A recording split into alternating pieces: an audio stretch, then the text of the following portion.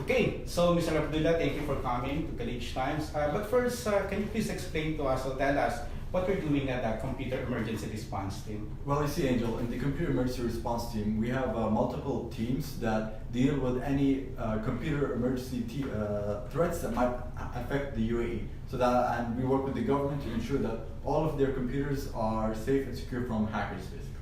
Oh, that's very good. Okay, so again, please join us in our conversation by dropping your comments below. Our topic will be broad, but we would like to focus more on the privacy issue and in our use of social media. We all know that the UAE is a country with 200 nationalities. Millions of people visit our country every year, and then tourists would really love to take snapshots of the best landmarks here in the UAE, and then of course they might take photos of people. So what are the rules really in terms of the use of social media, and how do you protect people, privacy issues? Well, we would say, the landmarks are there for people to take photos. It's okay to take photos of these landmarks. But the issue comes in when you're trying to take a photo and then there's people passing by. A lot of these people, because of the community that we are from here, they would like not to be photographed, especially without their permission. That's the biggest thing with the privacy here, is the focus on the people's photos. Or let's say when you're writing something on Twitter or writing something on Facebook, it's best not to really give out the full name of the person that you're talking about or against, especially when you're angry. Because I've read a lot of different cases, especially published in the newspaper here, where people can get in trouble for, let's say, posting a photo of a car accident scene.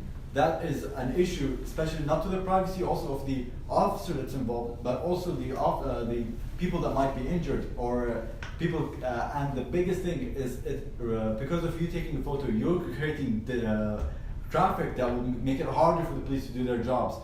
And then when it comes to individuals, especially in this country, really care about their privacy. They do not want their photos to be published without their explicit permission. So that's why when we do welcome tourists, we happily welcome everyone here. That's why there's 200 different nationalities in this country. But we just ask that they are aware of these community, of the community that they're coming into. It's a very different community than, let's say, the US, where you are free to record anyone. Here you cannot really record a police officer. That's an invasion of his privacy. That's getting in the way of his job. So that's the thing about privacy here. And there are criminal proceedings that would happen. There are laws for people to use in case their privacy gets invaded. Oh, good. So can you please explain to us more what are penalties for people caught in taking photographs? And then are there also some legal remedies for people who are such a limbo? Yeah, well, in the UAE cyber law, there are a few articles, but the ones I would want to focus on is Article 20 in the UAE cyber law and Article 21. And both speak about what happens if a person gets convicted of such charge. And they all speak about imprisonment or a large fine that doesn't be less than 150,000 dirhams. So that depends on the severity of the case. So usually when it comes to, let's say, you taking a photograph, the easiest way is, the person will come up to you and will tell you usually, hey, could you please delete this photo? I once was, taking a photo of my friends as a selfie, and a person was in the background and I wasn't aware. And he just slightly tapped my shoulder. He's like, hey, could you please delete it? That's usually what happens. But let's say if it's something a bit more severe, you take a photo or video of a person committing, let's say, a crime or committing something that you do not like. And if it's against the law, you shouldn't be publishing it on social media. Instead, you should go to the police and provide that as proof. Because there was another crime or another thing that happened, I think, last year, where a person was filming a brawl happening in the street, a fight.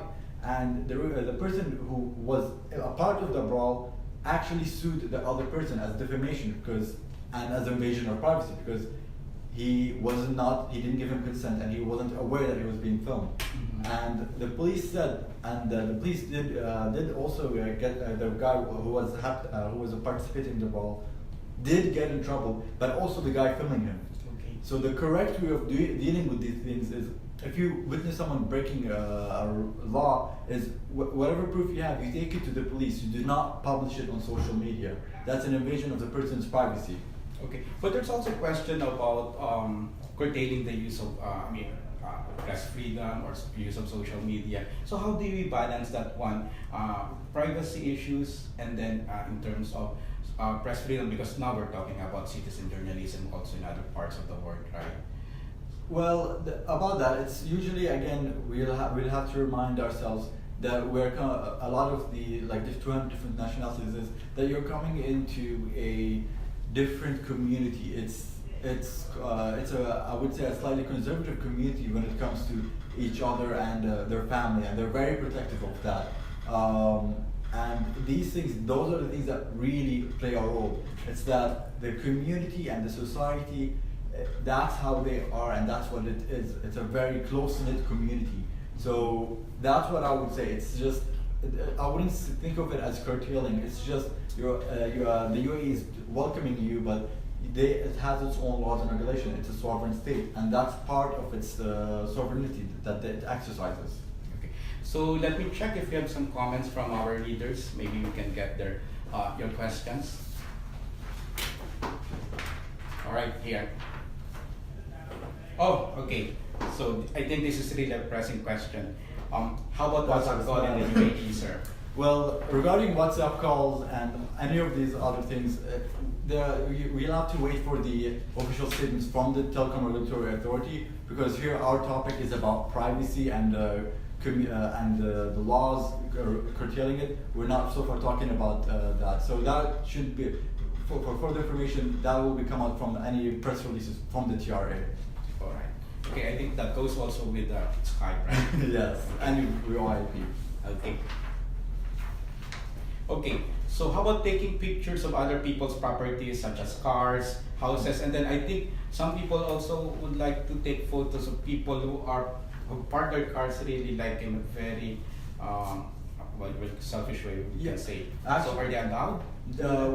You're allowed to take the photo, but again, it goes back to the thing I said. You take that to the police, especially about people's cars. I remember reading this, and the scenario you gave me. I remember reading a story where a person did that. She took a photo, but instead of going to the police, she posted it on Facebook, and she posted some, let's say, not some flattering words about that person and about that person who parked. And the person who actually owned the car noticed that this is her car, and noticed that the person was insulting her, and she filed, and she took her to court. She filed a case against her because this is an invasion of her privacy. So even the police will tell you, if you see someone parked in let's say, an inappropriate manner, in a manner that breaks the law, take a photo of it, but go through their official channels.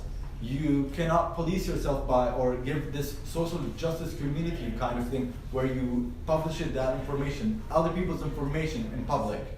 Mm-hmm. For some people, they may define it as abusive, right? But for others, maybe they will just say that they're just venting out their frustration. Mm-hmm. So then another thing is, I think Twitter is now getting feedback from, particularly from Arab users, that what they can say, what constitutes abuse. For you personally, I'm sure you're an active user on Twitter, though. So for you personally, how do you define abuse in terms of social media, and what do you think are the best way to get away from this?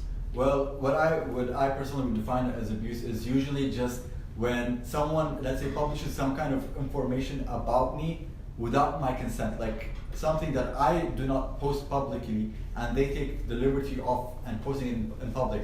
That is between me and myself. It's my privacy. That's exactly why we're talking about privacy. It's you're not entitled to post other people's private things. And another thing would be just flatly cursing at them, or people might see it as venting out, but when you are insulting the person as a person, that constitutes as abuse from you for whatever reason it may be. You're not really allowed to just curse someone out just because you dislike that person. Mm-hmm. So that what I would say constitutes as abuse to me. Okay, good. You mentioned again the word conservative earlier. Mm-hmm. So my question is, do you think the UAE is just being too conservative by putting in place these regulations or do you think the UAE will try to make it more, give more liberal policies in terms of social media use in the future? Well, that's not my area of expertise to comment on. So, but I would not really. I don't really have an official comment about that. But it's a different topic that about this privacy part. Good, good. Okay, so we still have some comments from our readers. Okay, so few more words like wrap up.